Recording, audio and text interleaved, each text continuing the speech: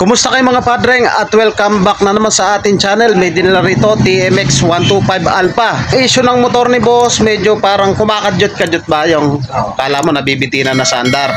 So ang sinasabi ni boss, nagtatagas na yung kanyang clutch side. So isasabay na namin yung kanyang palit clutch lining. Tapos magpapa-engine refresh na rin siya para balik alindog. So yan ang ating gagawin ngayong araw.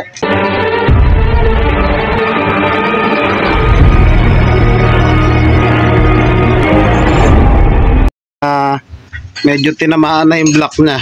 Ayan o, kinain na. Kabilaan doon, ayan o. Pero hindi pa naman totally sumagad. Tapos ang nangyari dito, hindi na natin nabidyoan.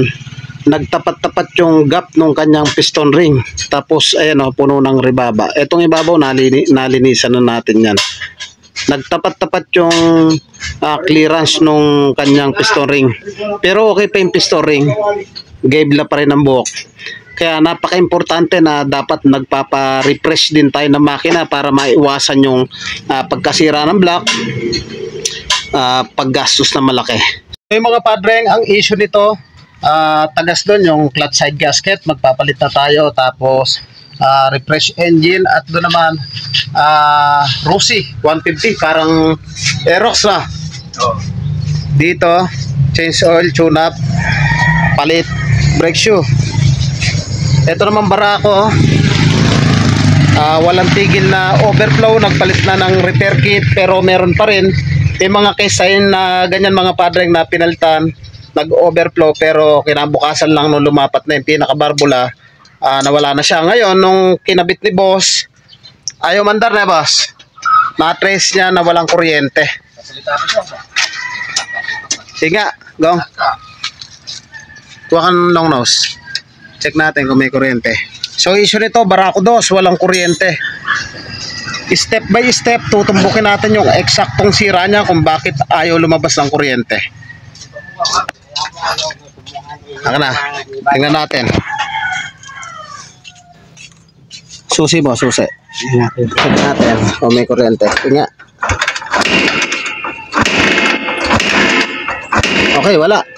Kapag ganyan ang issue, dapat hindi natin hinuhulaan. Dapat step by step para matumbok natin yung eksaktong sira niyan. Tinanggal na natin yung bangko. Dito tayo magpo-focus sa kanyang CDI. Itong Barako battery operated. O, tanggalin lang natin dito. Buhos natin dito, paano di mga lawak eh. Tapos gamit tayo ng test light. Gamit yung ating test light, iisa-isa natin yung kanyang wiring connection dito sa kanyang CDI. Tanggalin lang natin. Dito may makikita tayong green na may white. Ito yung pulser, positive, samantala yung brown accessories wire na kapag sinusiya natin, mapapasukan niya ng 12 volt supply. Targetin na muna natin yung kulay brown na wire. So suotan lang natin dito ng kapirasong hibla sa brown wire. Check natin kung maglalabas ng kuryente. So dito mga padreng, sinutan na natin yung brown wire. Kapag nakasusi, naka-negative yung ating test light, dapat iilaw susi. Ayan, patay. Sa pagkakataong yan, good yung kanyang accessories wire. Isunod naman natin yung kulay black. Ito yung kulay black. Ito yung kanyang papunta doon sa kanyang ignition coil doon. Ayun o, yung black wire na yan, galing dito ignition coil. So suotan din natin, i-check natin kung walang putol yung kanyang wiring connection.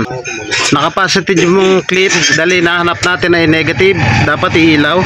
Ignition coil, good yung connection. At isunod naman natin yung black na may yellow. Yung black na may yellow, yan yung negative. So suotan din natin ang wire. Black na may yellow, sinutan natin, dapat iilaw. Okay.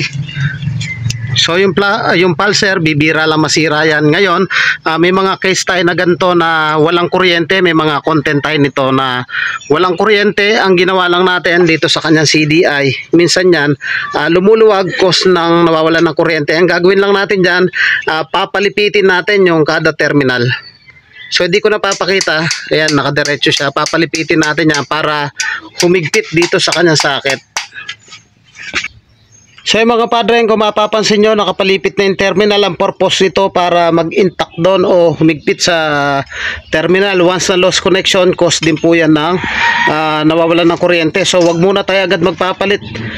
Ganito muna yung gawin natin diskarte. Napaka-importante kasi na dapat may step by step tayo, hindi yung gagastos agad. So pwede na natin ibalik, i-check natin kung lalabas na yung kuryente. So yung mga padreng, naikasano natin yung kanyang CDI. Wala bang kuryente? Meron. Meron na ngayon. Meron tayo. So meron na daw. Check natin kung may kuryente na. O yun o, lakas o. Balik mo na. At i-start mo na yan. So ang issue ng motor ni boss, overflow. Nagpalit na siya ng repair kit, nag-overflow pa rin. May mga case nga tayo dyan na kahit nagpalit na, bibilang pa ng ilang araw, mag-fit yung repair kit at tuluyan ang nawawala. Marami na tayo na-encounter na ganyan. So, nung papaandar niya, ayaw mandar, naputulan ng kuryente, ngayon lumabas na, itatry niya ng paandarin. Mga padreng, kung nais yung magpagawa, taga-Bataan lamang po kayo, pwede po kayo sumadya dito sa ating shop. Dito lamang yan sa Pulo, Hermosa, Bataan at tabing tulay lang po tayo mismo. Ayan, start. Yeah. Yeah. Chok mo, chok. Hindi pa napapaandar bago yung kanyang repair kit. Yeah. Naglunod yata eh. Yeah. Ayun o, mandar na. Yeah. Ayun o. Ayos na. Okay. Mandar na. Nakapatay pala yung baso. Buksan mo na. Ayan o. One click lang o. Ayan, patay muna tayo. Nabalik na natin yung kanyang block, yung mga gasket, tapos nagpalit na rin kami ng kanyang clutch dahil nga parang nagdradragging. So hindi ko na pinakita, marami naman tayong content dyan. Pakistart mo nga. Ayan, si boss Dayo from San Pedro, no? San Pedro, Hermosa, Bataan. Ayan, minor mo. Ganda ng minor, oh. Pakibaba mo, tapos testingin mo yung clutch. Baba mo. Testing natin yung clutch. Atras, tapos isang kadyot. Amo kung umaangat. Atras mo pa, atras. Baka matalong kami rito. Okay.